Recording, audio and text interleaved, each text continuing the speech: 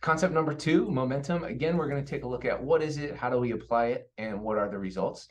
So what is momentum? Well, to oversimplify, momentum is the capacity for a price trend to continue. I like to think about the relationship between the concept of momentum in the world of physics and in the world of finance. So in physics, momentum is a quality possessed by an object in motion, and it's a product of the size and speed of the object. This, of course, connects to Newton's first law of motion. Objects in motion tend to stay in motion. In finance, momentum is a quality possessed by a market in motion and is a function of the size and speed of the trend. So the idea here is that markets in motion tend to stay in motion. This also connects to the market belief that the trend is your friend. So momentum is a concept that allows investors and traders to profit from the herding behavior of market psychology.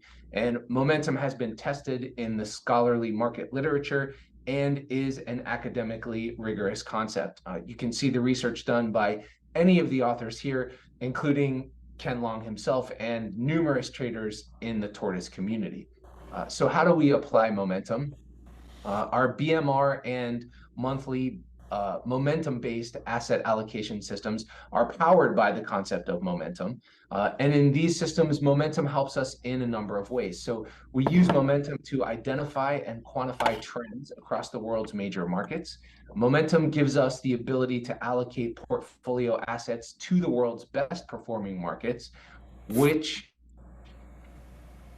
leverages the herding behavior of market psychology and lets us profit from trend continuation. So what kind of results can we generate with the concept of momentum? We're looking at backtest data for two momentum-based multi-asset allocation systems. On the right in green, the first column labeled momentum is a standard out-of-the-box system, is very similar to the first generation BMR systems taught by Ken for the last decade plus.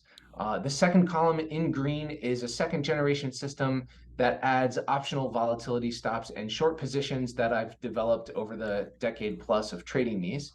On the left in tan, first column is buy and hold for S&P, and the second column is buy and hold for a globally diversified portfolio that's 60% stocks and 40% bonds. For the first five metrics, that's total return through ending balance, we see that the standard first generation configuration beats the S&P on all five metrics. And then when we add the volatility stop, the numbers get even better. And then I'll just point out too, here we have an excellent SQN. We have very good expectancy, and our return to drawdown ratios are just absolutely phenomenal when we compare them to S&P and 60/40. And that has to do with the fact that we have very high returns, and we're doing that on a fraction of the drawdown of S&P. So with that, we can hop into question and answer. Yeah, Joe's question here was what indicators specifically were you using to measure momentum in this setup? Yeah, so Joe, we actually don't use an indicator per se. It's these momentum systems, the monthly based systems, are completely charting free. So it's all based on price over two different look back periods.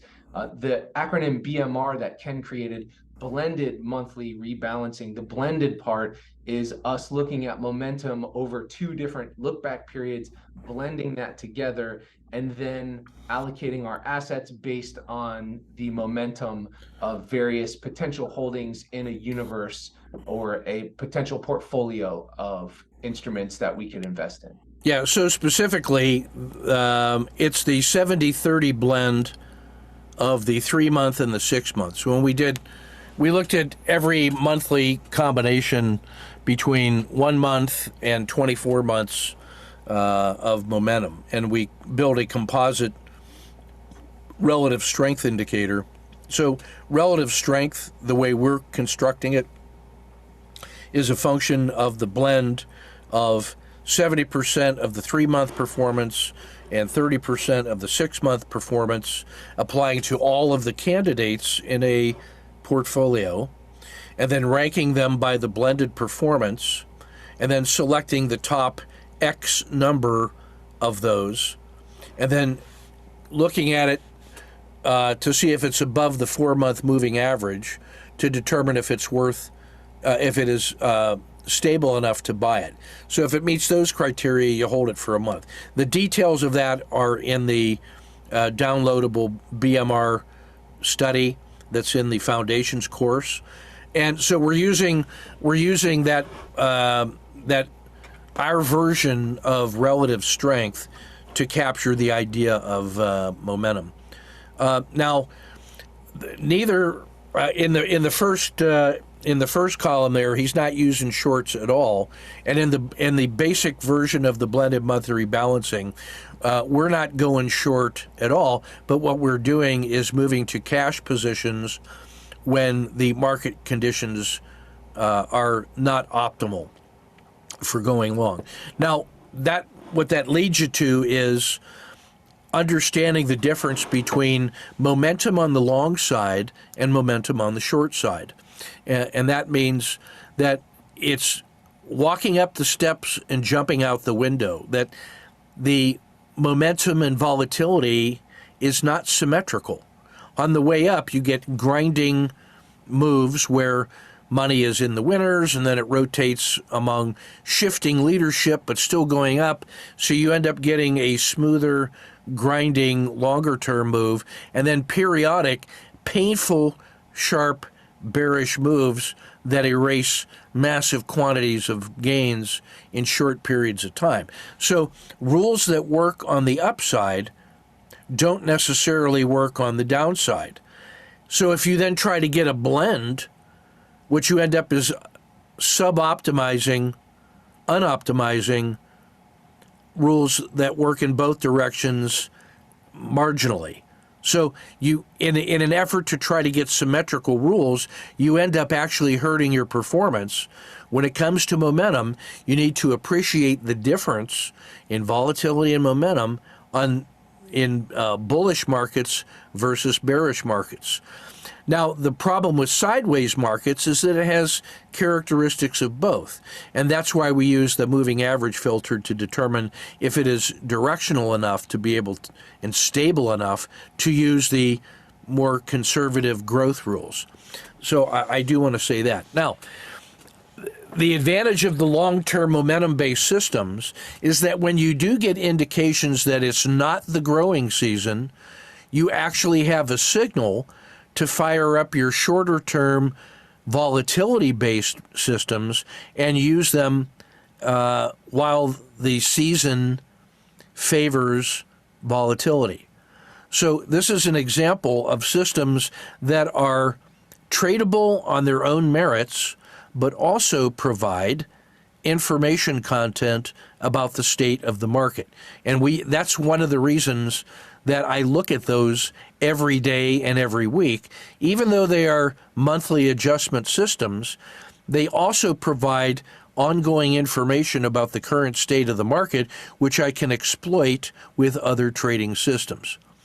Mark asked the question here, well, to finish Alex's point, yeah, inverse ETFs and options are absolutely well-suited to exploit those contingency plays. You see that a lot in the options course that Danny Ben Yair did for us, and you'll see it in Matthew Richardson's systems, where he uses his longer-term systems to help him pick and choose moments of playing options. Mark says, it's unusual to see the maximum drawdown decrease as the annual return increases. Exactly right. And that actually is giving you evidence that undermines the common traditional belief that in order to get larger payoffs, you have to tolerate larger drawdowns. Our experience is that's not true in every case, that there are times when you can protect against volatility, shift to cash, and increase your performance so you get better growth and reduce volatility. You don't actually have to accept both of those. So it's always good to question assumptions and to take a look at the data that supports those assumptions. Under what conditions is that assumption no longer true? Just remember that rules of thumb are designed to work most of the time, but not all of the time. And otherwise, it would be science and a rule. Assumptions are good enough for most of the time. But at the boundary is where you find the real difference. That's where you start looking for exploitable edges. So always, always, always ask what are the assumptions and the parameters of the research that supported that conclusion. And this is a perfect example of that. So good question and good insight. All right, Bill, let's go ahead and drive on to your the final portion here with moving averages.